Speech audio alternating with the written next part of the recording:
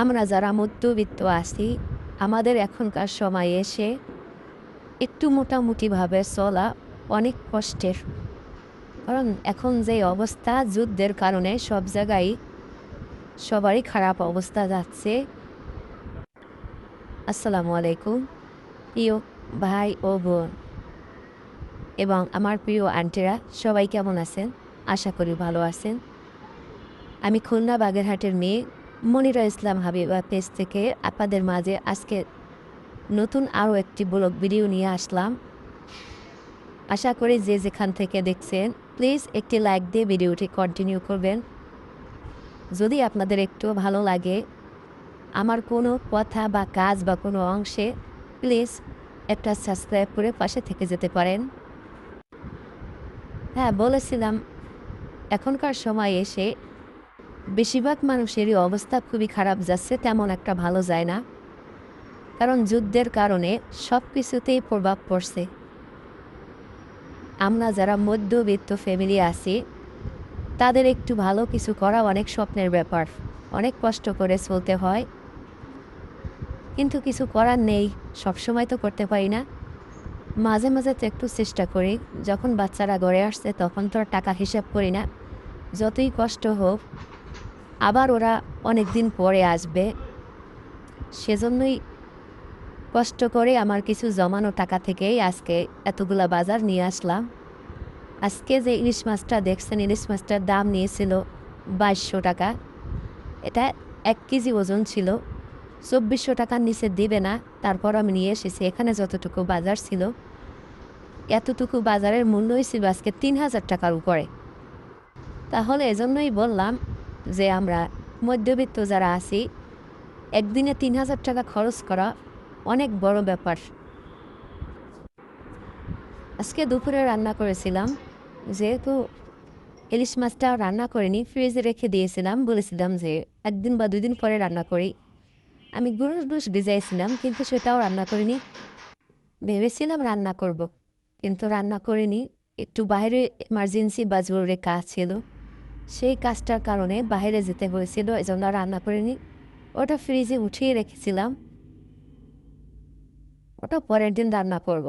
তাই আজকে রান্না করেছিলাম চিংড়ি মাছ দিয়ে লাউ, আবার চিংড়ি মাছ দিয়ে করলা ভাজি, আর একটুখানি চিংড়ি মাছ ভাজি করে দিয়েছিলাম। কারণ চিংড়ি মাছে আমাদের সবারই অ্যালার্জি। খেতে তো সবারই মনে চায়, তারপরও জোর করে হলেও একটু খাই। একটু একটু সবাই খেয়েছিলাম, এজন্য বেশি রান্না করিনি। একটু বাইরে কাজ ছিল। আমার একটা স্বপ্নের জিনিস এনেছিলাম, আমি 1 সপ্তাহ ব্যবহার করতে পারিনি। অনাকাঙ্ক্ষিতভাবে জিনিসটা নষ্ট হয়ে গিয়েছে, ভেঙে গিয়েছে। সেটার দামও প্রায় ছিল 17,000 টাকা। মনটা তাই খুবই খারাপ ছিল, এই জন্য আর রান্নাবাড়া করিনি। সেই টাকাটাও আমার অনেক কষ্টের টাকা ছিল, জমানো টাকা ছিল। সেই টাকাটা একটা অনাকাঙ্ক্ষিত ঘটনার কারণে হাত থেকে একটু স্লিপ করেছিল, সেজন্যই আমার কম্পিউটারের মনিটরটা ভেঙে গিয়েছিল। সেটাই দোকানে নিয়ে গেছিলাম, আরও টুকটাক কাজ ছিল, সেটা সারার জন্য গিয়েছিলাম। আস্তে আস্তে বেলায় প্রায় রাত 8টা, 8:30 বেজে গিয়েছিল। দোকানে নিয়ে যাওয়ার পরে ওরা বলল যে এটা 99% ঠিক না হওয়ার সম্ভাবনাই বেশি। তারপরেও যেহেতু আপনারা আমার পুরানো কাস্টমার বা আপনারা নিছেন আমাদের দোকান থেকে, এই জন্যই দেখি রিকোয়েস্ট করে যদি ঠিক করতে পারি কিনা। আমি ভেবেছিলাম যে ওটা হয়তো যদি কোনোভাবেই ওদেরকে দিয়ে দেই, তাহলে কিছু টাকা মাইনাস করে আর যদি লাগে তাহলে একটা নিয়ে আসবো, সেই উদ্দেশ্যে গিয়েছিলাম। কিন্তু সেটা তো আর হলো না, ওরা এটাই বলে দিয়েছে। যাই হোক, অপেক্ষা করতে হবে, দেখা যাক কী হয়। যদি ভালো হয়ে যায় তাহলে তো ভাগ্যটা অনেক ভালো, আর যদি ভালো না হয় তাহলে তো সেই স্বপ্নটা এখন আর পূরণ করতে পারবো না। আবার টাকা জমাবো, যেদিন পারবো টাকা জমাতে, তারপরে আবার নিতে হবে। সেই অপেক্ষায় আছি। যাই হোক, আল্লাহর কাছে ধৈর্য ধরলে আল্লাহ ধৈর্য পছন্দ করেন। অবশ্যই আল্লাহ আবার পরবর্তীতে সব কিছু ঠিক করে দিবেন, সেই আশাই করি বা সেই আশায় আছি। যে কোনো একটা শখের জিনিস যদি নষ্ট হয়ে যায়, আপনি ইউজও করতে পারলেন না, আর আমাদের মতো মধ্যবিত্ত ফ্যামিলির তাহলে তো অনেক কষ্টই লাগবে। সেই জন্য মনটা খুব খারাপ ছিল। যাই হোক, আজকে এ পর্যন্তই। আপনাদের সাথে পরবর্তী আবার পর্বে কথা হবে।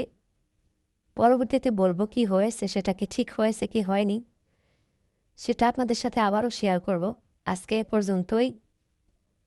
সবাই ভালো থাকবেন, সুস্থ থাকবেন, সবার প্রতি যত্ন নেবেন, সবাই সবার জন্য দোয়া করবেন। আজকে এখানেই শেষ করলাম। আসসালামু আলাইকুম। আল্লাহ হাফিজ। সবাই একটু মন থেকে আমাদের পুরো ফ্যামিলির জন্য দোয়া করবেন।